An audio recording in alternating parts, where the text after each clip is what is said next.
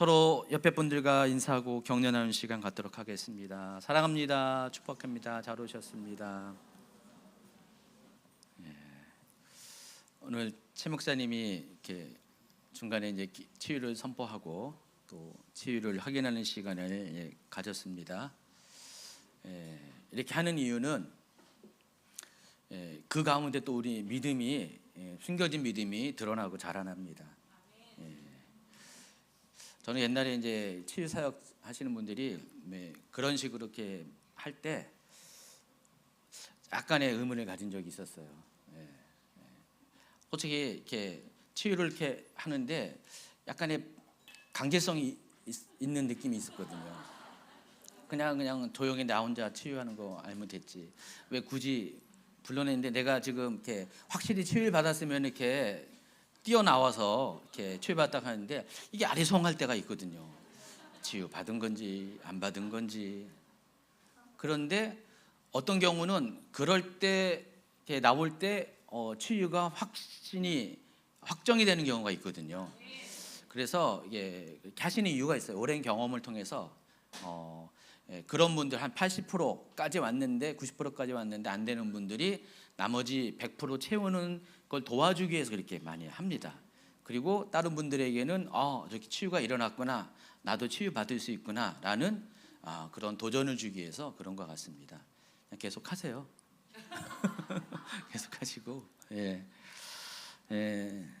지난 금요일날 최 목사님이 사가랴와 관련된 설교를 했는데 누가복음 1장 그랬는데 사가랴의 경우가 그런 것 같아요. 사가랴가 일단은 경건한 사람이고 또 성실한 사람이고 험잡을 데 없는 그런 사람이었지만은 하나님이 말씀하신 거에 대해서 잘 못 믿는 사람이었습니다. 그가 알고 있는 이성과 지식과 경험들, 그것에 벗어나는 하나님의 그 초자연적인 역사, 약속에 대해서 잘 이렇게 믿지 않았습니다. 우리 중에는요, 남들이 하나님이 경험한 것에 대해서는 와 좋겠다, 나도 그러면 좋겠다, 막 그렇게 이야기하는데 막상 그것이 자기한테 다가올 때는 괜히 두려워가지고 믿지 않고 신뢰하지 못하는 경우가 종종 있습니다. 딴 사람이 아니라 여러분 얘기예요. 그렇죠? 남들이 하는 거는 다 믿잖아요. 근데 막상 나한테 어떤 하나님이 말씀하시면 못 믿잖아요. 만약에 여러분이 어느 날 하나님이 찾아오셔가지고 너에게 아들이 있을 것이다 이야기했을 때, 자 우리 지경란 집사님 마리아가 됐어요. 마리아가 됐는데 그러게 말이야, 그렇죠? 마리아가 됐는데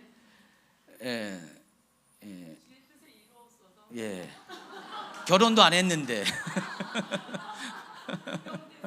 근데 그게 임신한 건지 배가 나온 건지는 잘 몰라요. 그렇죠? 죄송합니다. 그거는 아무도 누구도 몰라요.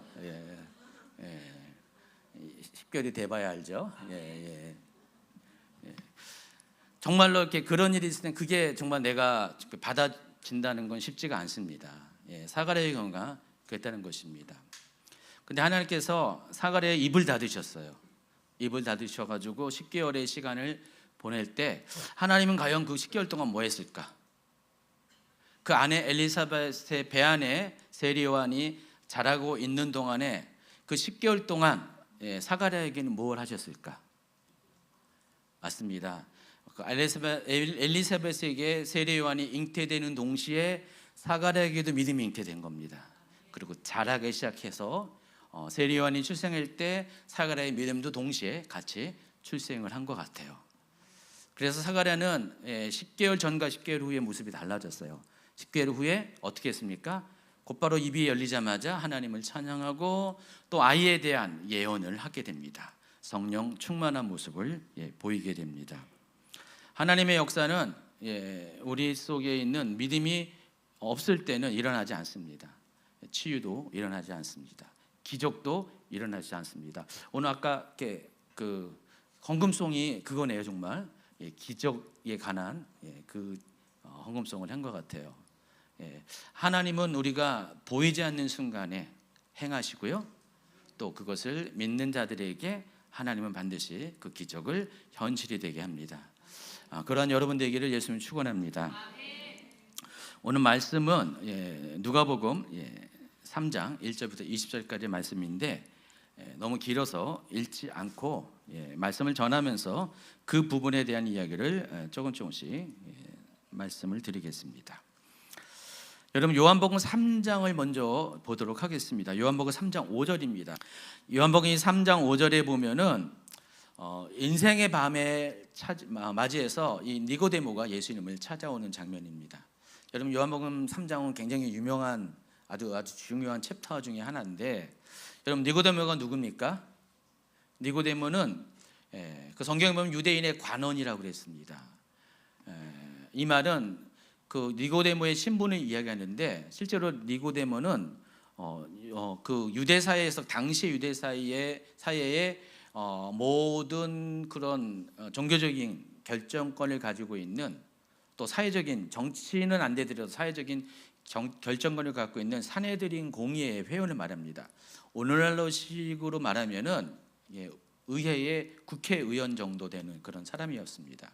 그는 부자고 또 사회적인 역량도 있었던 그런 사람이었습니다. 그는 경건한 사람이었어요. 그리고 신실한 사람이었습니다. 그럼에도 불구하고 인생의 밤이 찾아왔어요. 그래서 그는 그 삶의 의미와 목적과 또 이런 것들을 답을 알고자 예수님을 찾아옵니다. 밤에 찾아왔다고 했잖아요. 자신의 그 신분을 의식해서 아마 아무도 없는 밤에 예수님을 몰래 찾아왔을 것입니다. 동시에 그는 지금 인생의 어두운 시간을 겪고 있기 때문에 예수님을 찾아온 것 같습니다. 그래서 그는 근본적인 삶의 이유와 목적을 물었을 때 예수님께서 그에게 말씀하신 대답 중에 하나가 이겁니다. 사람이 물과 성령으로 나지 아니하면 하나님 나라에 들어갈 수 없느니라. 여기에서 예수님은 우리 사람들이 하나님 나라에 들어갈 수 있는 조건에 대해서 이야기하는데 두 가지 체험이 있어야 된다고 말씀하십니다. 첫 번째는 물로, 두 번째는 성령으로 다시 태어나야지. 다시 태어나다는 것이 뭐죠? 중생한다, 그죠? 중생한다, 또 거듭난다.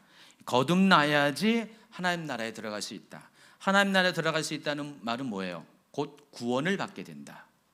여러분, 지금 이렇게 교회 다니는 이유가 뭡니까? 예수님을 믿는 이유가 여러 가지 많은 이유가 있지만은 궁극적으로는 우리는 하나님 나라에 들어가는 목적을 가지고 있어요. 하나님 나라에 여러분 들어가기 위해서는 물과 성령으로 거듭 나와야 한다는 것입니다. 그래서 이 물이 의미하는 것과 이 성령이 의미하는 것이 무엇인지를 알아야지 우리는 또 하나님 나라에 들어갈 수가 있습니다. 먼저 물은 침례를 의미합니다. 여러분 침례 받아보셨습니까? 아마 대부분의 성도들은 세례를 받았을 거예요. 근데 주임제교회 같은 경우는 침례를 합니다. 지금 지난 3년 동안 수련회를 못 가가지고 지금 침례 받은 분이 없는데 올 여름에 이제 수련회에 가게 되면은 이제 밀렸던 침례를 받게 됩니다. 그래서 예전에 세례를 받은 분들도 침례를 받을 수 있는 기회를 줘요. 또 유아 세례를 받은 경우도 있잖아요. 그리고 이제 처음으로 예수 믿은 분들 중에서도 침례를 받게 됩니다. 침례를 받을 때 어떻게 됩니까? 물속에 잠기게 되죠. 저도 맨 처음에 이 침례를 이렇게 저도 익숙한 게 아니라서 침례를 이렇게 할 때 침례를 어떻게 하는 걸 잘 몰랐어요. 그래가지고 처음에는 아마 초창기에 저한테 침례 받은 분들은 수직으로 들어갔을 거예요.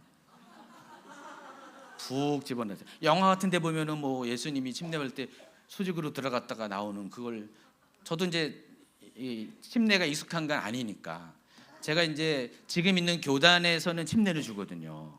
근데 전에 있던 데서는 어느 곳에도 침례를 주는 데가 없었어요. 그래서 저 자체도 침례를 잘 익숙하지 못해서 물속에 이렇게 했더니 몇몇 사람들이 그냥 코에 물이 들어가가지고 침례가 아니라 이거는 완전히 몸부림이었어요.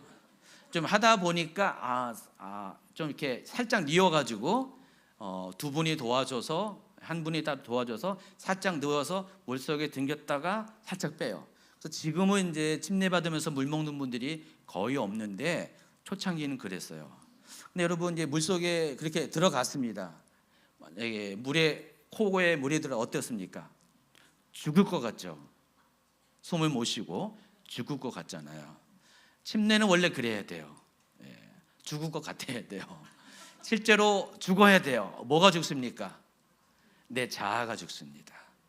또 내 안에 있는 죄가 죽습니다. 이게 침례예요.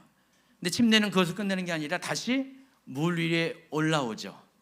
죽었던 사람이 다시 살아납니다.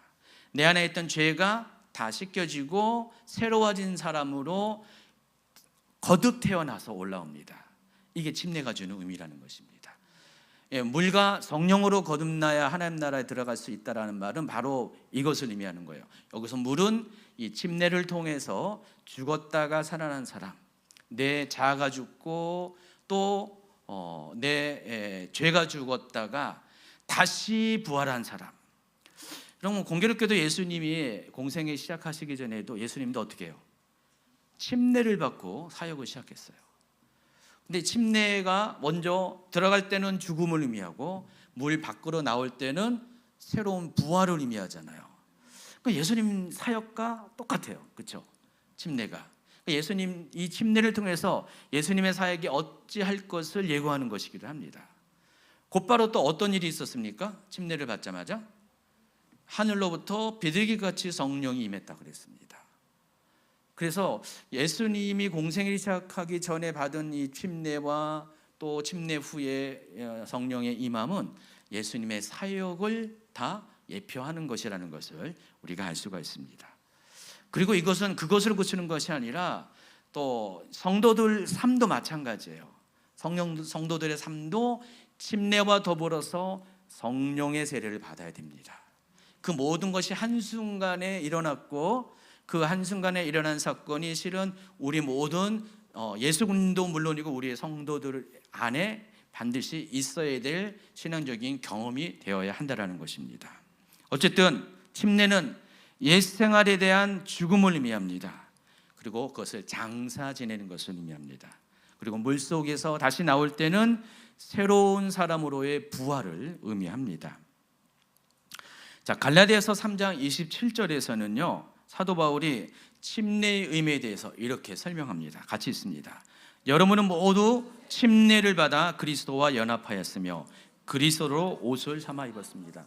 성경에는 다 세례 한글로 번역했지만 원래는 다 영어 성경이고 다 침례예요. 근데 여러분 이제 이렇게 읽을 때는 그냥 세례라고 썼지만은 침례로 이렇게 읽어주시 바랍니다. 다시 한번 읽을까요?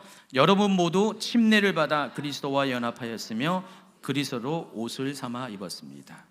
여러분이 침례를 받는다는 것은 아까 설명한 그리스도의 사역과 삶과 연합하는 것입니다. 여러분 침례를 받을 때 똑같이 예수님이 경험하신 것처럼 예수님이 겪으신 것처럼 여러분도 같은 그런 삶의 경험, 신앙의 경험을 하게 된다는 것입니다. 여러분이 침례를 받은 것은 이때부터는 여러분은 예수님의 사람, 그리스도의 사람이라는 그런 표식이기도 한다는 것입니다. 마태복음 28장 19절부터 20절에서 예수님은 마지막으로 승천하시기 전에 제자들에게 마지막 명령을 합니다. 이걸 이제 지상 대명령이라 하는데요. 그 28장 19절에 보면 이런 말씀을 합니다. 또 있습니다. 그러므로 너희는 가서 모든 민족을 제자로 삼아 아버지와 아들과 성령의 이름으로 침례를 베풀고, 그 제일 먼저 하신 명령이 뭐예요? 제자를 삼은 다음에 침례를 베풀라는 것입니다. 가르침보다 먼저 앞선 것이 침례예요. 그래서 실제로 예수님의 제자들은 복음 전도를 할 때 이후에 복음은 전파될 때 예수님을 영접하는 사람들에게 곧바로 행한 것이 침례를 행한 것이었습니다. 그러므로 예수님을 영접한 모든 크리스천들은 반드시 침례를 받아야 돼요. 그래서 올 여름에 여러분 수련회를 꼭 가야 될 이유, 침례를 받기 위해서라도 가야 돼요. 그리고 침례를 받아서 한번 여러분이 그 물속에서 정말 이렇게 죽음을 한번 경험하세요. 올해부터는 보통 2초 했는데 한 10초 내지는 길게 한 1분 정도 담갔다가 이렇게 꺼낼까요? 푹 잠가놨다가 한번 고려를 해보겠습니다. 침례를 확실하게 받기 위해서. 여러분, 유대인들은 자신의 민족의 정체성을 갖기 위해서 하는 아주 특별한 의식이 있습니다. 할례 의식입니다. 할례는 이스라엘의 모든 남자가 태어난 지 8번째 되는 날, 8일째 되는 날, 그 포피라고 하나요? 그거를 벗겨내서 하나님 앞에 이스라엘의 민족이라는 것을 그 신체에 나타내는 그런 의식을 행합니다. 여러분, 이스라엘이라는 것을, 내가 이스라엘 민족이라는 것을 증명하기 위해서는요, 남자의 경우는 그 할례가 있어야 돼요. 만약에 혈통적으로 이스라엘 민족이라 할지라도 할례가 없는 사람은 이스라엘 민족이 아니에요. 반대로 혈통적으로 이스라엘 민족이 아닐지라도 할례를 받으면은 이스라엘 공동체 안으로 들어올 수가 있다는 것입니다. 자, 이 할례 의식은 언제부터 시작했습니까? 창세기 시작했어요. 아브라함 때 시작했습니다. 하나님께서 아브라함과 본격적인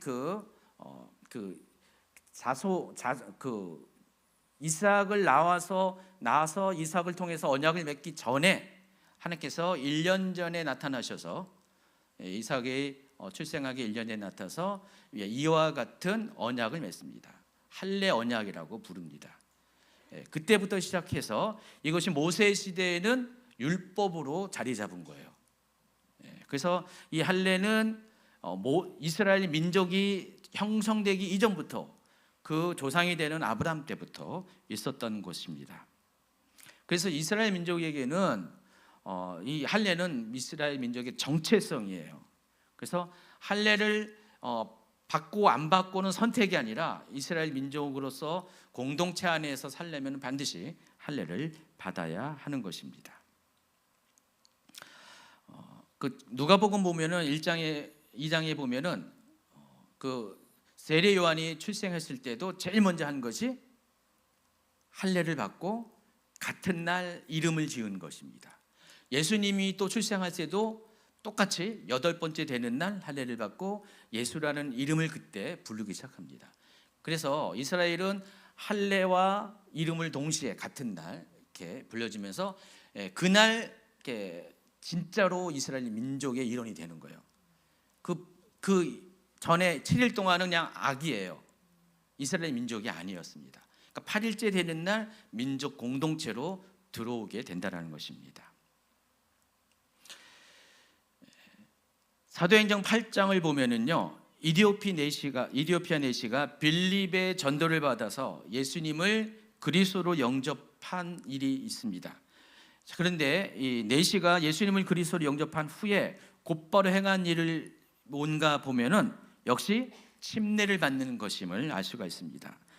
사도행전 8장 35절, 빌립이 입을 열어 이 글에서 시작하여 예수를 가르쳐 복음을 전하니 길 가다가 물이 있는 곳에 이르러 그 내시가 말하되 보라 물이 있으니 내가 침례를 받음에 무슨 거리낌이 있느냐. 그래서 이때도 마찬가지로 예수님을 영접하면 곧바로 행하는 것이 믿음을 고백하고 자신의 정체성을 확인하기 위해서 침례를 받게 되었습니다. 사도행전 22장에 보면은요, 이 침례의 의미가 무엇인지를 좀 더 알려주는 장면이 있습니다. 사도행전 22장 16절에 보면은 이 장면은 사도 바울이 유대인들에게 복음을 전할 때 예루살렘에서 복음을 전할 때 자기가 어떻게 예수님을 만나고 어떻게 회심하게 됐는가를 간증하는 장면입니다. 이때 바울은 자신이 회심할 때 침례를 받음으로써 죄를 씻었음을 고백합니다. 이제는 왜 주저하느냐 일어나 주의 이름을 불러 침례를 받고 너의 죄를 씻으라. 이처럼 침례는 죄 씻음과 상관이 있습니다. 그래서 여러분 이게 요한복음 3장 5절에서 물과 성령으로 다시 태어나야 하나님 나라에 들어갈 수 있다라는 이 표현 중에서 여기서 물이 의미하는 것은 침례예요. 침례를 의미하고 침례는 죄에 대해서 죽고 그리스도에 대해서 다시 태어나는 신앙 고백을 의미하는 것입니다. 자, 그런데 오늘 본문은 이 세례 요한의 역할에 대해서 이야기하면서 누가복음 3장 3절은 세례 요한이 왜 왔냐? 바로 이 침례를 행하기 위해서 왔다. 그래서 세례 요한의 이름 자체가, 부른 호칭 자체가 침례 요한이에요. 우리는 그냥 요한 하면은 여러 요한이 있지만은, 예수님의 제자 요한도 여러 요한이 있지만은 그 예수님이 앞서온 이 요한을 가리켜서 침례 요한이라고 아예 그냥 고유 명사처럼 부르잖아요. 그만큼 이 침례를 주는 것은 세례 요한의 사역과 아주 밀접하게 연관되어 있습니다. 그러니까 세례 요한의 사역의 전부가 이 침례를 주는 것이라고 볼 수가 있습니다. 그래서 요한이 요단강 부근 각처에 와서 죄 사함을 받게 하는 세례를 전파했다 그랬습니다. 그러니까 세례 요한이 지금 하는 이 침례의 목적이, 성격이 뭐라고요? 죄 사함을 받게 하는 것이다. 그러니까 세례 요한의 침례의 성격이고 침례를 하는 목적이 그렇다는 것입니다. 그래서 이 세례 요한은 이것 때문에 이 세상에 보내심을 받은 것입니다. 사람들로 하여금 죄 사함을 받게 하는 회개의 세례를 받게 하는 것, 이것이 하나님께서 세례 요한을 세상에 보내신 목적입니다. 자, 그런데 하나님이 세례 요한을 사용하신 두 번째 목적이 있어요. 뭘까요? 주의 길을 예비하는 것입니다. 여기서 주는 누굴 가리켜요? 예수 그리스도를 가리킵니다. 그래서 세례 요한은 주의 길을 예비하기 위해서 뭔가를 해야 되는데, 그 주의 길을 예비하는 그 일이 뭐냐? 침례를 베풀어서 사람들로 하여금 죄 씻음을 받게 하는 것이 하나님께서 세례 요한을 예수님보다 앞서서 세상에 보내신 목적이라는 것입니다. 자, 그렇지만은 궁극적으로 우리를 구원에 이르게 하시는 분은 누구십니까? 예수님이세요. 세례 요한이 우리를 구원에 이르게 하지 않습니다. 세례 요한의 역할은 단지 죄 씻음을 받게 하는 회개의 세례 침례를 행하는 그 일을 주도하는 역할에 불과합니다. 최종적인 구원에 이르게 하시는 분은 오직 예수님이세요. 세례 요한이 아무리 회개의 세례를 베푼다 할지라도 그것 자체로 구원을 받는 것은 아니라는 것입니다. 그렇지만 사람들이 구원을 받기 위해서는, 예수님을 영접하기 위해서는 먼저 전제되는 것이 바로 회개예요. 그래서 하나님은 예수님보다 앞서서 세례 요한을 보내어 주셨다는 것입니다. 그래서 물 세례는, 우리가 구원에 있어서 물 세례는 하나의 필요한 과정이지 결론은 아니라는 것입니다. 요한복음 3장 5절에 말씀하신 것처럼 물과 성령으로 세례를 받아야 되지, 물 세례만 갖고서는 구원이 완성이 되는 것이 아니라는 것입니다. 그래서 우리에게 필요한 것이 성령으로 받는 세례예요. 물과 성령으로 거듭난 사람이야만 하나님 나라에 들어갈 수가 있다는 것입니다. 자, 그렇다면 성령으로 받는 세례가 무엇을 의미하는 것인가를 살펴보도록 하겠습니다. 성령으로 거듭난다는 것은 과연 뭘까요? 아까 이야기한 것처럼 침례가 물 침례를 받을 때 죽고 다시 태어나는 거잖아요. 그 성령도 마찬가지예요. 성령의 세례도 어떻게 해요? 성령의 세례로 거듭난다는 것은 이전에는 육신의 사람이 있었는데 그 육신의 사람은 죽고 성령의 사람으로 새로 태어나는 것을 의미하는 것입니다. 여러분, 에스겔 36장에 보면은요, 에스겔 36장은 이렇게 시작합니다. 인자야, 너는 이스라엘 산들에게 예언하여 이르기를, 이스라엘 산들아 여호와의 말씀을 들으라. 자, 에스겔 36장은 이스라엘의 회복과 구원에 관한 예언을 담은 메시지입니다. 지난번에 이사야 강해를 통해서 여러분께 다 이제 아셨어요. 구약의 선지서에서 말하는 그 이스라엘, 예루살렘, 시온은 1차적으로는 누구를 의미합니까? 이스라엘 민족 자체를 의미해요.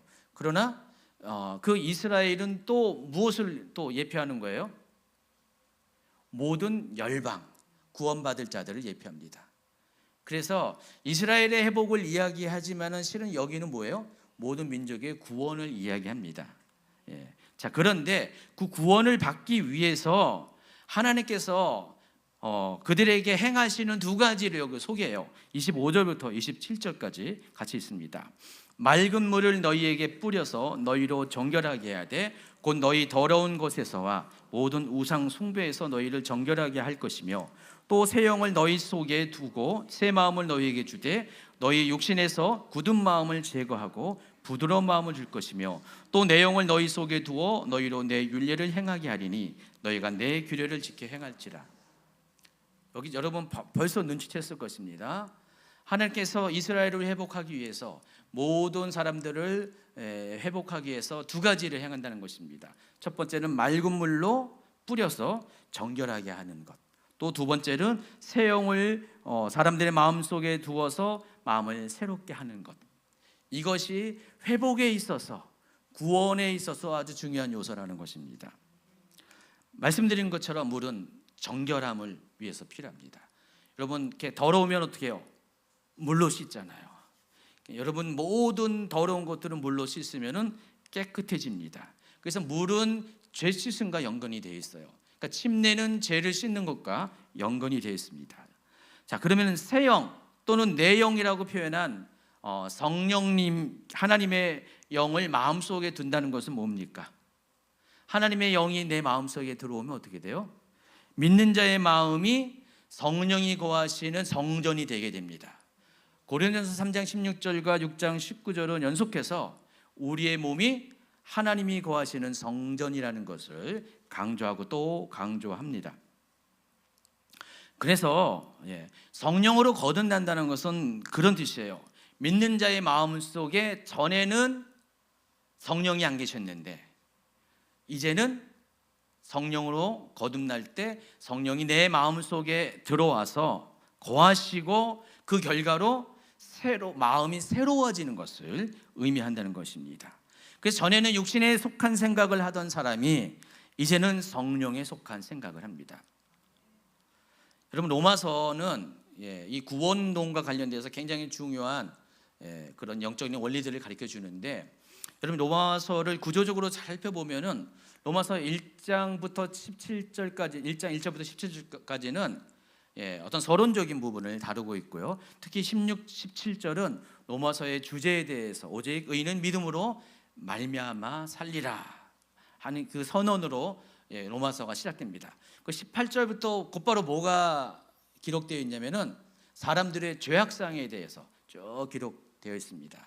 그리고 2장으로 넘어가면은 이스라엘 민족의 죄에 대해서 설명하고 3장으로 넘어가면은 어떤 이야기를 하냐면은 자 봐라, 이방인도 그렇고 예수님을 모르는 하나님을 모르는 이방인도 그렇고 하나님을 안다고 하는 이스라엘 민족도 다 모두가 한결 같이 죄인이다.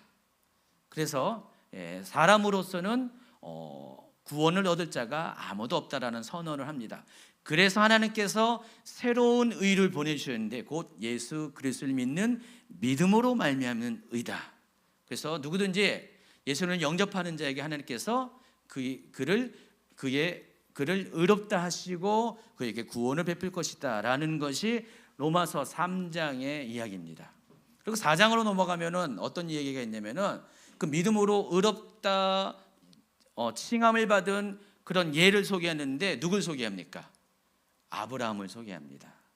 그래서 아브라함의 이야기를 통해서 하나님 우리가 행위로 구원을 받는 것이 아니라 하나님 예수 그리스도를 믿는 믿음으로써 우리를 구원을 받는다. 그 정말 이신칭의를 실증적으로 다시 한번 확인합니다.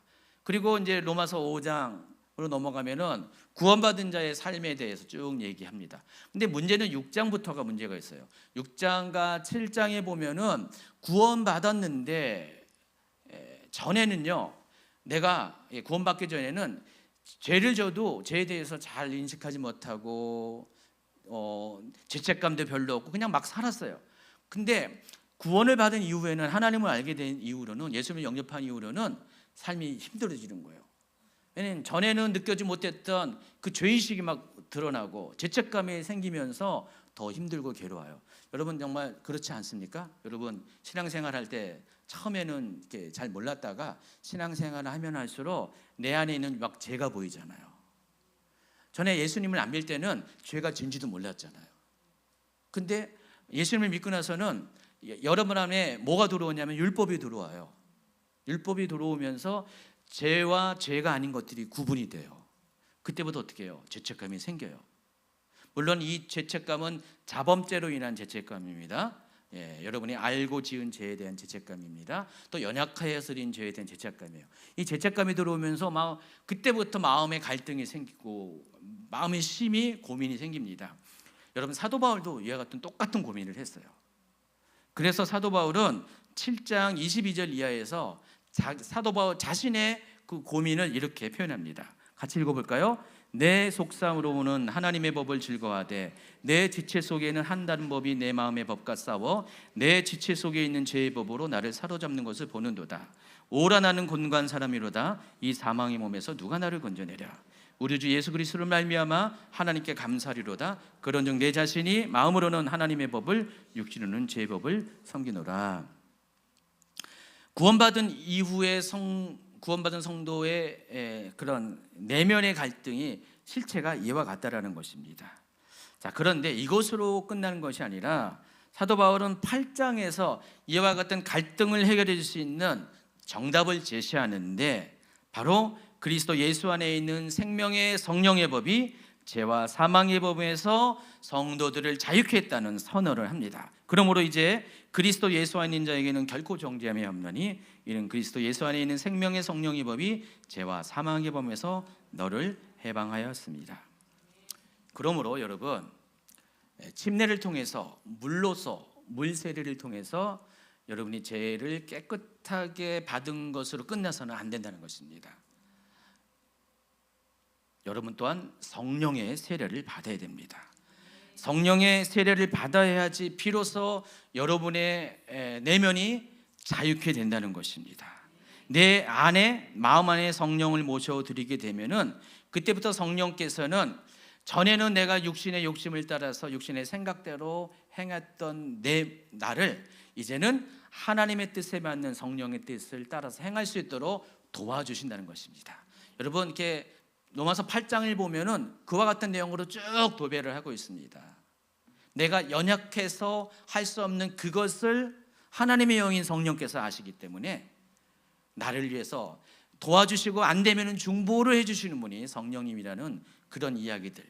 그래서 로마서 8장 후반부는 그렇기 때문에 죄책감에 빠져 있는 모든 사람들에게 하나님의 사랑에서 결코 우리가 끊어질 수 없다라는 것을 선언을 하게 됩니다. 성령이 하시는 일은 그런 일이에요. 여러분이 성령 세례를 받아야 될 필요성이 바로 그와 같다는 것입니다. 여러분 성령 세례를 받아야지 물 세례를 통해서 여러분의 죄가 씻김을 받은 것으로 그치는 것이 아니라 성령 세례를 받아야지 여러분의 내면이 깨끗해지고 여러분의 마음의 성령을 모셔드림으로 인해서 여러분의 삶 자체가 이제는 본격적으로 거룩한 삶을 향해서 나아갈 수가 있다는 것입니다. 그런데 오늘 본문인 누가복음 3장에서는 예수 그리스도의 역할에 대해서 뭐라고 말씀하시냐? 성령과 불로 세례를 주실 분이라는 것입니다. 예수님은 이와 같이 성령으로 우리를 세례 주셔서 세례 요한은 침례를 주는 것으로 그쳤지만은 예수님은 성령으로 세례를 주셔서 우리의 구원을 온전히 이루게 하는 그와 같은 분이라는 것입니다. 그런데 한 가지 더 짚고 넘어가야 될 것이 바로 누가복음 3장 16절이에요. 요한복음 3장 15절에서는 물과 성령으로 나지 않으면은 하나님 나라에 들어갈 수 없는 것 없다라고 그런 선언을 했는데 누가복음 3장 16절에는 그 성령의 세례에 대해서 한 가지 더 추가해요. 뭘 추가하냐?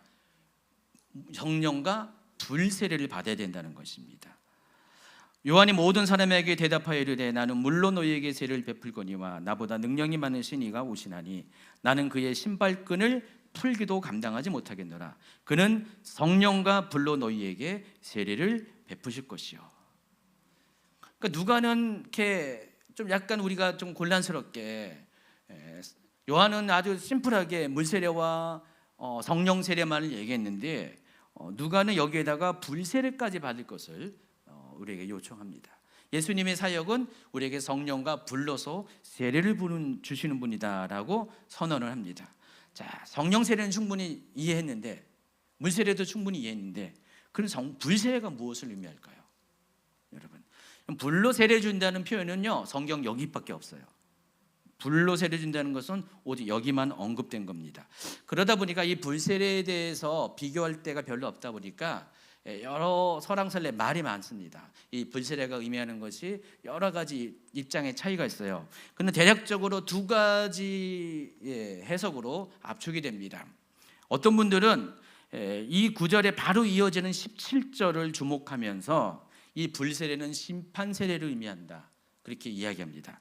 누가복음 3장 17절에 보니까 손에 키를 들고 자기의 타작마당을 정하게 하사 알곡은 모아 곳간에 들이고 쭉정이는 꺼지지 않는 불에 태우시리라. 자, 이 장면을 보면은 예수님의 사역이 두 가지 사역인 것을 알 수가 있습니다. 구원과 심판이에요. 예수님은 사람들을 구원하기 위해서 오셨죠. 예수 그리스도의 초림의 때, 또 예수님은 다시 오실 것입니다. 다시 오실 때는 무엇 때문에 오십니까? 세상을 심판하기 위해서. 그래서 지금 이 33장 16절과 17절을 같이 이야기하면서 어떤 분들은 이 불세례가, 그러니까 성령 세례는 예수님의 초림 때 일어난 그런 사역이고 불세례는 예수님의 재림 때 일어나는 심판을 의미한다라고 이야기하는 분들이 있습니다. 두 번째 주장은 이런 것입니다.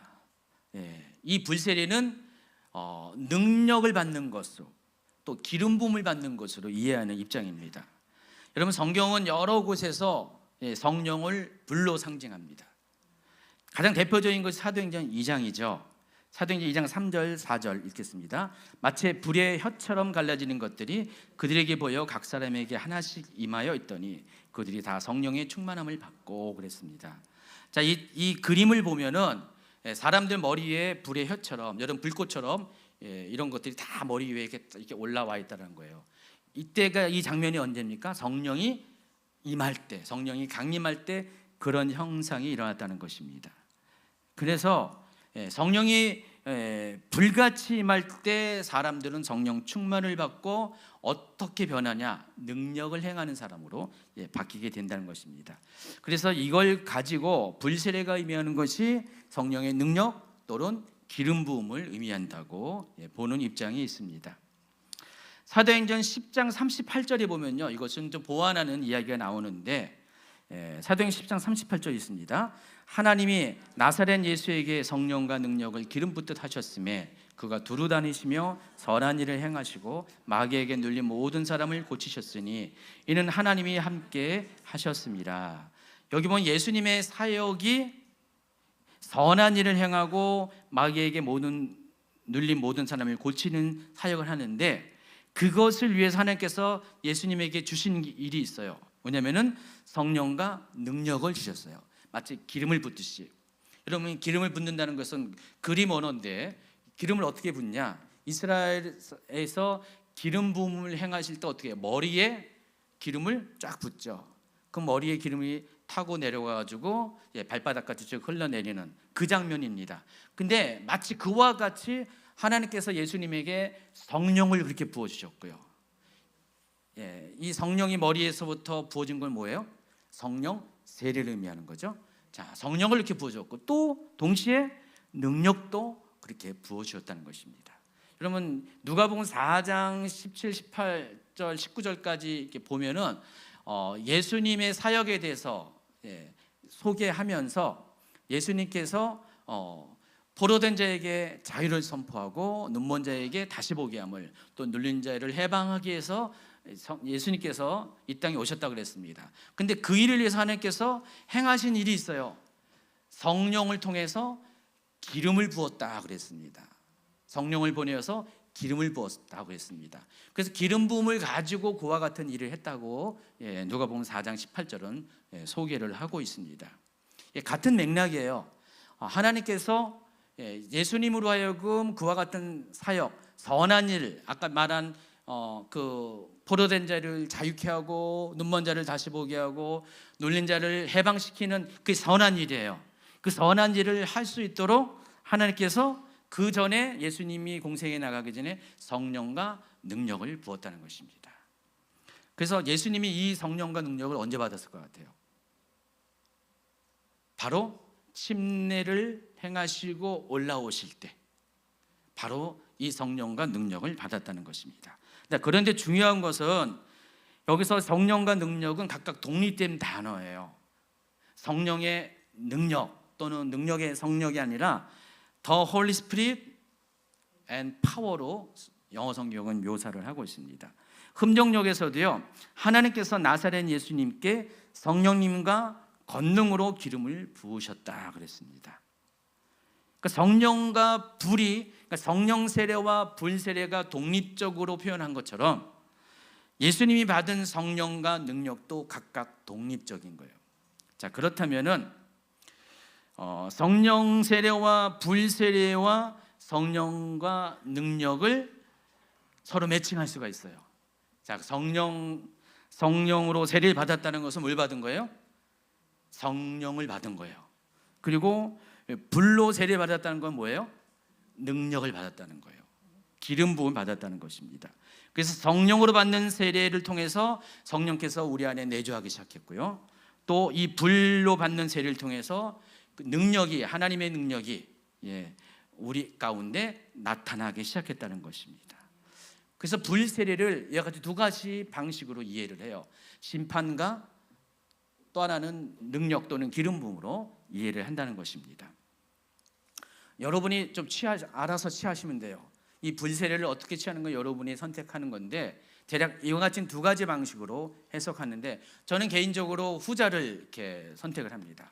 하나님께서 우리에게 성령도 부어주셨지만은 이 능력도 부어주셔서 불같은 능력을 부어주셔서 그걸 가지고 선한 일을 하게 하셨다는 것을 저는 믿음으로 받아들입니다. 결론을 맺는데 중요한 것이 있어요. 오늘 설계 초점은 요한복음 3장 15절에 의하면 물과 성령으로 나지 않으면 누구든지 하나님 나라에 들어갈 수 없다는 것에 초점을 맞춰서 우리가 오늘 말씀을 결론을 맺는다면은 여러분은 모든 성도들은요 반드시 받아야 될 것이 있습니다. 첫째, 침례, 회개의 세례를 받아야 돼요. 여러분 회개의 가정 없이 거듭난 사람은 없습니다.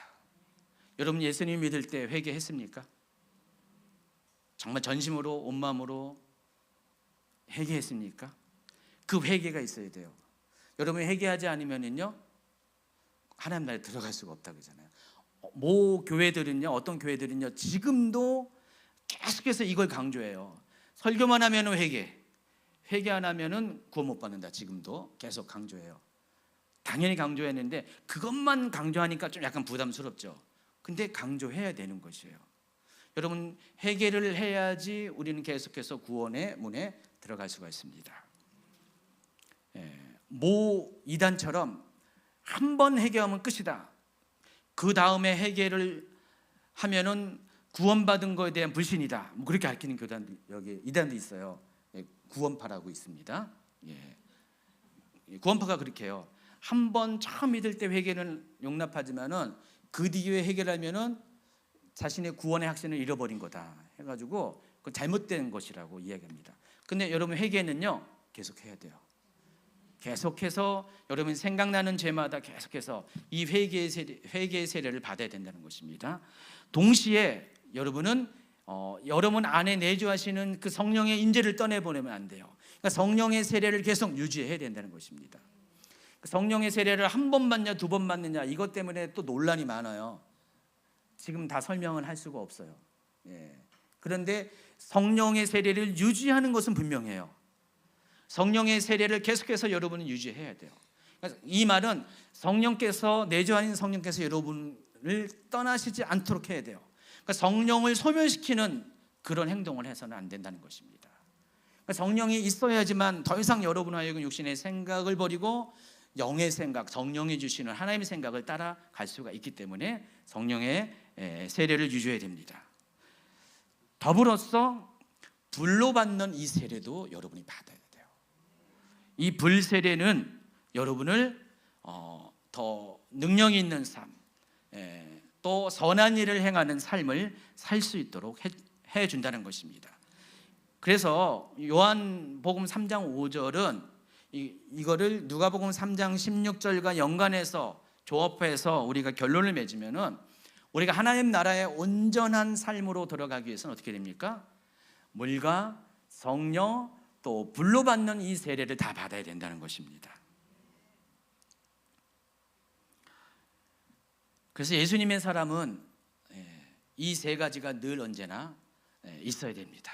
늘 언제나 여러분은 이 회개의 세례를 여러분 마음 가운데, 입술 가운데, 삶 가운데 계속 유지해야 되고, 성령 세례, 내주하시는 성령, 그리고 또 불세례, 또 능력 또는 기름 부음의 이 권능의 삶을 유지를 해야 된다는 것입니다. 예수님은 이것을 위해서 여러분 세상에 오셨어요. 여러분, 예수님의 사역은 바로 이것을 위해서 세상에 오셨습니다. 여러분 안에 이와 같은 그런 물세례 또 성령 세례, 불세례로 충만한 삶을 살고 있습니까? 세례는 것을 덮는 건데 계속 덮어 있는 삶을 살고 계십니까?